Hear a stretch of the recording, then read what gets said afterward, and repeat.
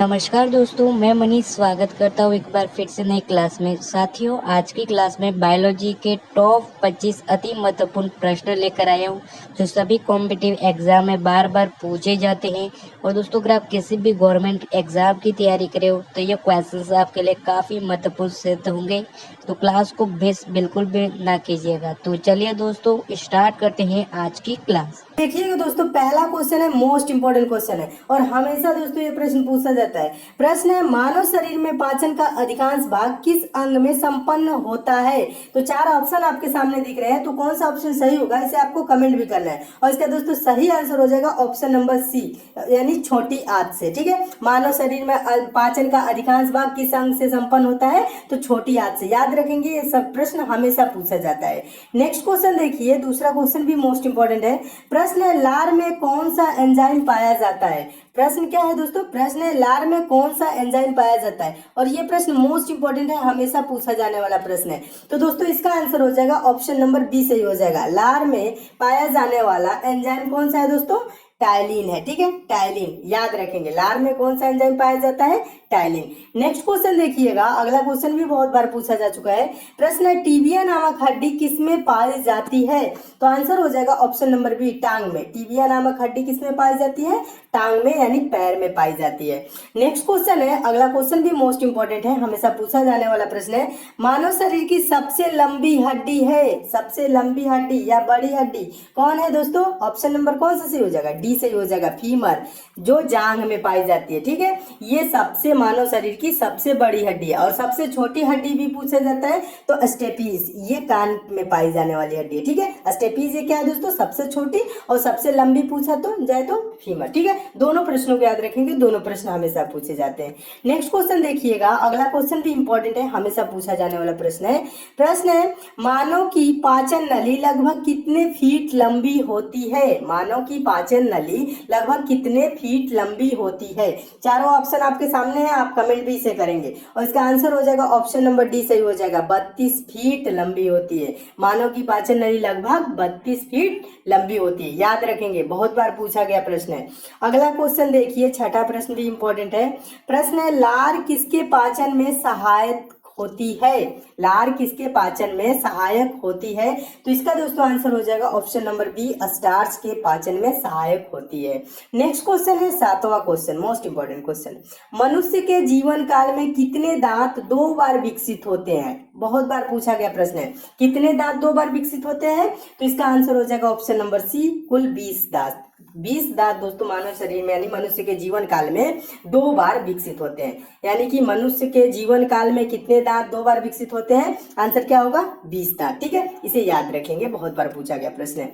Next question देखिएगा, सारे question दोस्तों मानव शरीर से है, यानी मानव शरीर क्रिया विज्ञान से रिलेटेड है। इसमें और भी क्वेश्चन है, उसको भी मैं कराऊंगा। और जो ये सिलेक्टेड क्वेश्चन है जो हमेशा पूछे जाते हैं, उन प्रश्नों को शामिल करो, इसलिए दोस्तों लास्ट तक सारे क्वेश्चन को देखते रहिए। ठीक है, 8वां क्वेश्चन देखिए। 8वां क्वेश्चन है, मानव शरीर का रक्त बैंक डॉट डॉट डॉट कहलाता है, यानी ब्लड बैंक कौन कहलाता है? ब्लड बैंक किसे कहा जाता है? तो इसका आंसर हो जाएगा ऑप्शन नंबर ए, प्लीहा को। प्लीहा को दोस्तों क्या बोला जाता है?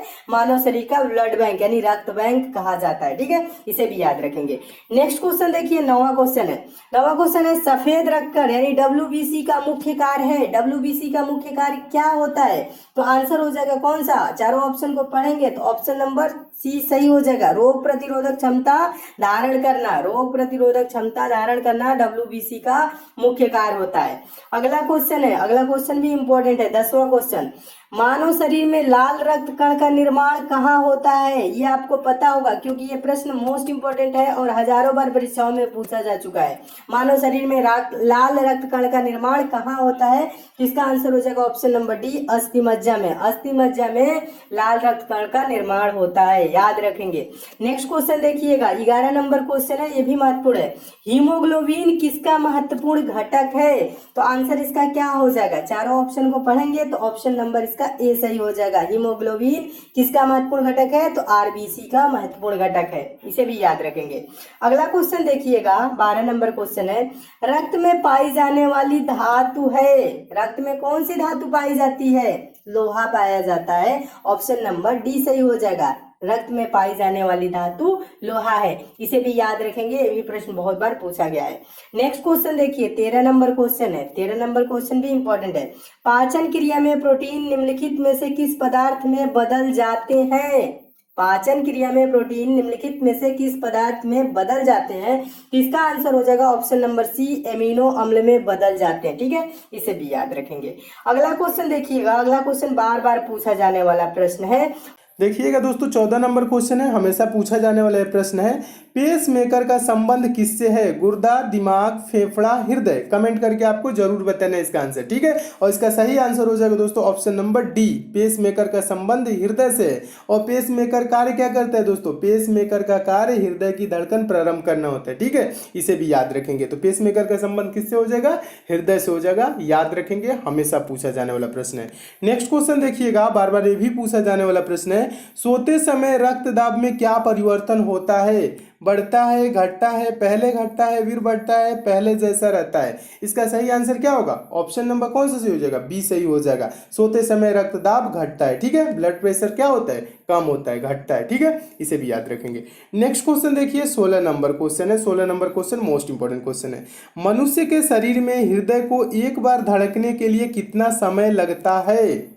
इससे रिलेटेड दो प्रश्न आते हैं कि 1 मिनट में मनुष्य का हृदय कितनी बार धड़कता है? तो कुल दोस्तों 72 बार धड़कता है। अब ये पूछ रहा है एक बार धड़कने में कितना समय लेगा। तो बताइए, 1 मिनट में 60 सेकंड होते हैं और 60 सेकंड में 72 बार धड़कता है।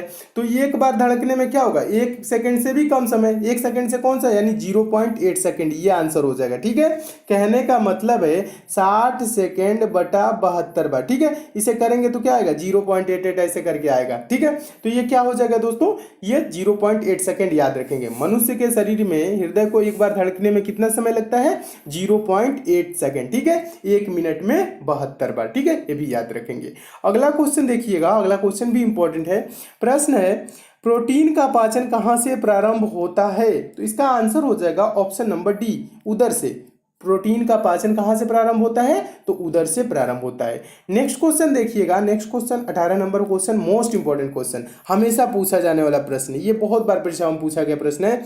मानव मस्तिष्क में बुद्धि का केंद्र है। बुद्धि का केंद्र कौन है? इसका आंसर कौन सा हो जाएगा? ऑप्शन नंबर बी सही हो जाएगा, सेरेब्रम। ठीक है, सेरेब्रम क्या होता है दोस्तों? मानव मस्तिष्क में बुद्धि का केंद्र है। ठीक है, इसे भी याद रखेंगे। अगला क्वेश्चन देखिएगा, अगला क्वेश्चन भी पूछा गया प्रश्न है। मूत्र का पीला रंग किसकी मौजूदगी के कारण होता है? मूत्र का पीला रंग किसकी मौजूदगी के कारण होता है? तो इसका आंसर क्या हो जाएगा? ऑप्शन नंबर कौन सा सही हो जाएगा? ऑप्शन नंबर डी सही हो जाएगा, यूरोक्रोम। ठीक है, यूरोक्रोम के कारण मूत्र का पीला रंग होता है। ठीक है, इसे भी याद रखेंगे। 20वां क्वेश्चन देखिएगा, 20वां क्वेश्चन भी इंपॉर्टेंट है। 20वां क्वेश्चन है, मानव शरीर में सबसे छोटी अंतःस्रावी ग्रंथि कौन सी है? मानव शरीर में सबसे छोटी अंतःस्रावी ग्रंथि पूछ रहा है, तो इसका आंसर क्या होगा? ऑप्शन नंबर कौन सा सही हो जाएगा? सी सही हो जाएगा, पीयूष ग्रंथि। मानव शरीर में सबसे छोटी अंतःस्रावी ग्रंथि पीयूष ग्रंथि है। नेक्स्ट क्वेश्चन देखिएगा, अगला क्वेश्चन भी इंपॉर्टेंट है। प्रश्न है, मानव शरीर में सबसे बड़ी अंतःस्रावी ग्रंथि है, यानी अंतःस्रावी ग्रंथि कौन सी है? सबसे छोटी ग्रंथि पीयूष ग्रंथि थी। ठीक है, और ये पूछ कह रहा है दोस्तों, मानव शरीर में सबसे बड़ी अंतःस्रावी ग्रंथि कौन सी है? तो इसका आंसर क्या हो जाएगा? ऑप्शन नंबर कौन सा सही हो जाएगा? कमेंट भी करना है। ऑप्शन नंबर ए सही हो जाएगा, थायराइड। मानव शरीर में सबसे बड़ी अंतःस्रावी ग्रंथि थायराइड ग्रंथि है। इसे भी याद रखेंगे, ये भी बहुत बार पूछा गया प्रश्न है। नेक्स्ट क्वेश्चन देखिए, अगला क्वेश्चन है, पीनियल ग्रंथि कहाँ स्थित होती है? तो इसका आंसर हो जाएगा ऑप्शन नंबर बी, मस्तिष्क में। ठीक है, पीनियल ग्रंथि मस्तिष्क में स्थित होती है, इसे भी याद रखेंगे।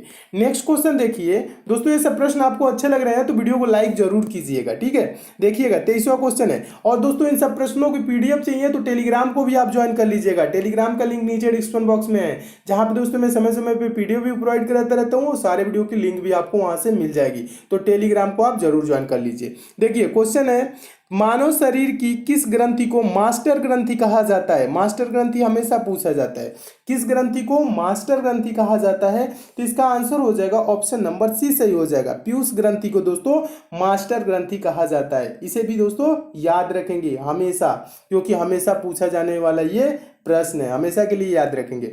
नेक्स्ट क्वेश्चन देखिएगा, 24 नंबर क्वेश्चन है। 24 नंबर क्वेश्चन भी इंपॉर्टेंट है। क्वेश्चन है, बच्चों का लिंग निर्धारण किसके गुणसूत्र से होता है? पिता के, माता के, माता पिता दोनों, किसी के द्वारा नहीं। तो इसका आंसर हो जाएगा ऑप्शन नंबर ए, पिता के।